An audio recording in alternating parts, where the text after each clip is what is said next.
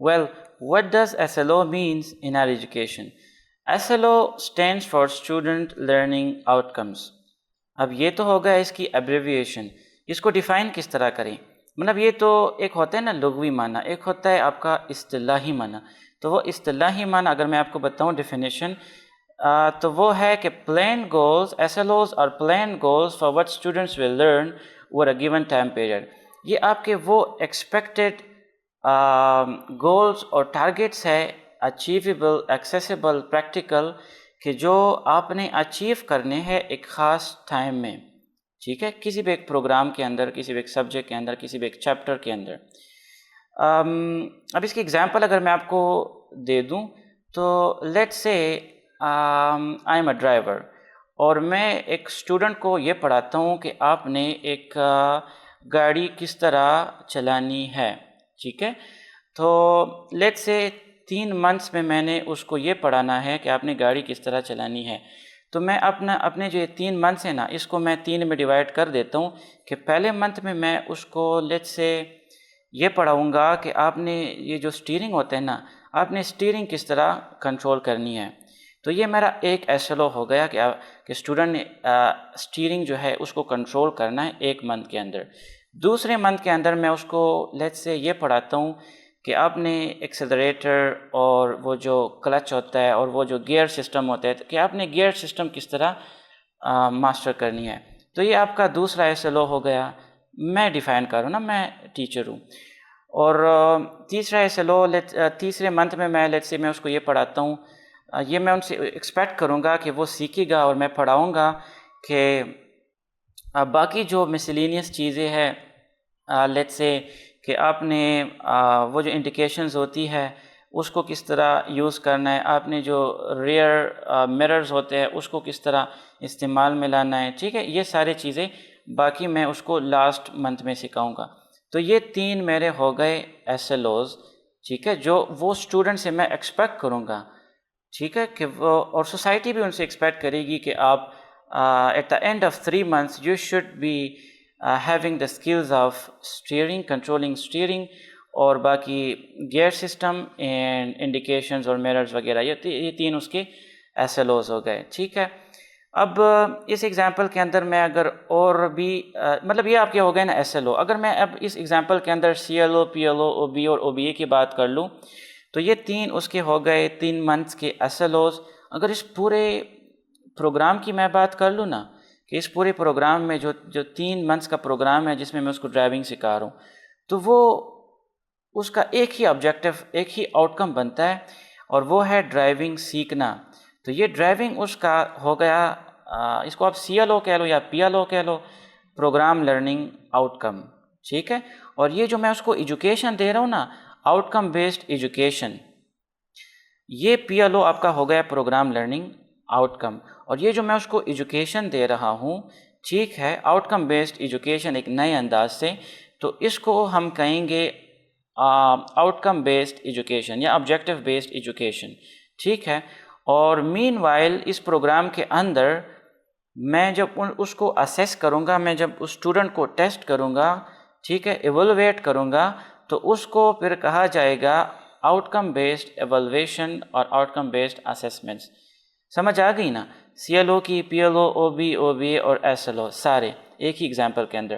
Education کی بات کر لیں تو جب آپ ایک چیپٹر پڑھتے ہو نا، کوئی ٹیچر آپ کو ایک چیپٹر جب پڑھاتا ہے تو بالکل اس کے سٹارٹ میں SLOs دیے ہوتے ہیں، کچھ اسٹوڈنٹ لرننگ آؤٹ کم اس طرح کے دیے ہوتے ہیں. اگر آپ اپنے چیپٹر، کوئی سائنس کا بک اٹھا لو، اس کا کوئی بھی چیپٹر اٹھا لو، اس کا جو پہلا پیج ہوتا ہے نا، اس پہ آپ کے SLOs ہوتے ہیں کہ students are expected to learn these and these outcomes at the end of this chapter. تو وہ آپ کے ہوں گے SLOs. ٹھیک ہے، اور یہ سارے چیپٹر جب ہم ملا لیں، ایک پورا سبجیکٹ جب ہو جائے نا جس میں 10-11 چیپٹرز ہوں گے، تو اس کو آپ یوں کہہ لو کہ یہ ایک کورس ہے، کورس لرننگ آؤٹ کم اس کا ہوگا. مطلب اگر سائنس کا بک ہے تو course learning outcome should be کہ the student should know science.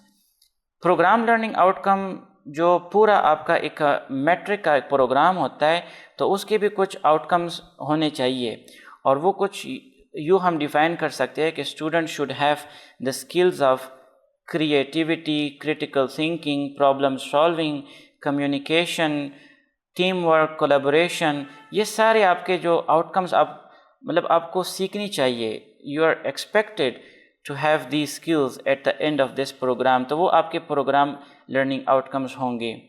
ٹھیک ہے. اور اس ایجوکیشن کو ہم کہیں گے او بی ای بیس ایجوکیشن. اور اس کے دوران جب ٹیچر آپ کو اسیس کرے گا ایک نئے انداز سے تو وہ آپ کا ہوگا او بی اے آؤٹ کم بیسڈ اسیسمنٹ. ٹھیک ہے. یہ آپ کے ہو گئے سارے امپورٹنٹ پوائنٹس. اب اس کی امپورٹنس کیا ہے؟ دیکھیں پہلا امپورٹنٹ تو یہ ہے کہ جو رٹا سسٹم ہے نا اس کو کم کیا جائے یا ختم کیا جائے. جب آپ کو پتہ ہوگا کہ ایگزام میں جو کویشچن پوچھے گا تو وہ کچھ اس انداز سے ہوگا کہ اس کو رٹا کر کے میں نہیں لکھ پاؤں گا، تو پھر آپ نے کانسیپٹ کلیئر کرنی پڑے گی اور باقی سکلز ایسے ڈیولپ کرنی پڑے گی جو میں آپ کو ابھی بتاؤں گا کہ جس طریقے سے کہ جس کو فالو کر کے آپ پھر اچھے مارکس لے پائیں گے یا سکسیس پائیں گے. ہاں فار ایگزامپل اگر آپ نے پڑھا ہے کہ فیراڈے لا کیا ہے، تو فیراڈے لا ایک آپ کا لیٹس سے ایک ٹاپک ہے. اگر ایگزام میں آپ کو کویشچن آ جائے کہ give one example how you can create electricity, آپ الیکٹریسٹی کس طرح بنا سکتے ہیں، تو لیٹس سے آپ کسی بھی طریقے سے آپ بنا سکتے ہیں نا. بہت سارے طریقے ہیں. کوئی میں ایک بتا دوں کہ لیٹس سے آپ جب چلتے ہو نا تو آپ کے جو شوز ہوتے ہیں تو اس شوز کے اندر بھی ہم ایک سسٹم بنا سکتے ہیں کہ جب آپ چلو گے تو اس پہ جب پریشر اپلائی ہوگا تو وہاں سے بھی الیکٹریسٹی پروڈیوس ہو سکتی ہیں اور اس سے آپ اپنا موبائل وغیرہ چارج کر سکتے ہیں. تو اب یہ تو پورا میں آپ کو جو میں نے قصہ سنایا نا کہ اس طریقے سے آپ بنا سکتے ہیں، تو آپ اس کو ایگزام میں لکھو گے کس طرح. ٹھیک ہے. اس کے لیے پھر پیراگراف رائٹنگ اور وہ ٹپس میں ابھی آپ کو دوں گا اگلی سلائیڈ میں، لیکن یہ رٹے سے نہیں ہوگا، یہ کانسیپٹ ڈیولپ کر کے آپ کر پاؤ گے. اچھا شارٹ آنسرز. اچھا پہلے کیا ہوتا تھا کہ یہ ہمارے وقت میں بہت بڑا مشہور تھا کہ جو ایگزامینرز ہوتے ہیں جو آپ کا پیپر چیک کرتا ہے تو وہ اس کو ناپتا ہے، جس کا سوال جتنا لمبا ہوگا اس کو اتنے زیادہ مارکس ملیں گے. تو پھر ہر کوئی لمبے جوابات لکھتا. یہ ہو گیا جی آپ کا انٹروڈکشن، یہ ہو گیا آپ کا ڈیفینیشن، پھر ایکسپلینیشن، پھر آپ کا میتھمیٹیکل ایکویشن، پھر سمبل، پھر آپ کا ہو گیا یونٹ، اور پھر آپ کا ہو گیا ایگزامپل ہے. ٹھیک ہے. فیوچر امپروومنٹ، مطلب اب جائیں بس. اتنا لمبا ہم ایک کویشچن لکھ پاتے اور پھر مطمئن ہوتے کہ چلو جب لیکچرر یا وہ چیکر جو ہے اس کو جب کھولے گا تو سب سے لمبا کویشچن میرا ہوگا اور میرے اچھے مارکس آئیں گے. اب یہ نہیں ہے. آپ کو کلیئرلی انہوں نے پوچھا ہوگا کہ آپ ڈیفائن کر لیں اور ایگزامپل دیں، تو وہ ایک آپ کا ایس ایل او ہو گیا کہ صرف ڈیفینیشن اور ایگزامپل آپ نے لکھنی ہے. ٹھیک ہے. تو بالکل شارٹ آنسرز آپ اب اپنے لکھنے پڑیں گے. اچھا جو ٹیچر آپ کو اسیس کرے گا اور ایوالویٹ کرے گا، مطلب جو آپ کے ٹیسٹ وغیرہ ہوں گے جس طریقے سے وہ آپ کو چیک کرے گا کہ آپ نے کتنا سیکھا ہے اور کتنی آپ کو امپروومنٹ کی ضرورت ہے، تو وہ بھی بڑا سمپلیفائی ہو جاتا ہے جب S L O based education ہو جاتی ہے. ٹیچر صرف وہی چیز چیک کرے گا جو آپ کو ضرورت ہو، جو مطلب آپ کی ایج کے مطابق ہو. اب لیٹ سے آپ 6 کلاس کے اسٹوڈنٹ ہو اور ٹیچر آپ کو یہ کچھ اس طرح پوچھ لے کہ بچے کہ tell me what is Schrodinger wave equation, تو اب اس کو کیا پتہ ہے، وہ تو 6 کلاس کا اسٹوڈنٹ ہے نا. تو اس طریقے سے آپ کوئی ٹیچر اس کو اسیس تو نہیں کر سکتا ہے. پہلے وہ آپ سے پوچھے گا کہ بیٹا بتائیں آپ ویو کیا ہوتا ہے، ایکویشن کیا ہوتا ہے. ٹھیک ہے. اور ایسی چھوٹی چھوٹی چیزیں، یہ تو بات کی بات ہے نا، بڑے وہ جو تھیورمز ہے. اینی وے بات لمبی میں نہیں کرنا چاہتا ہوں.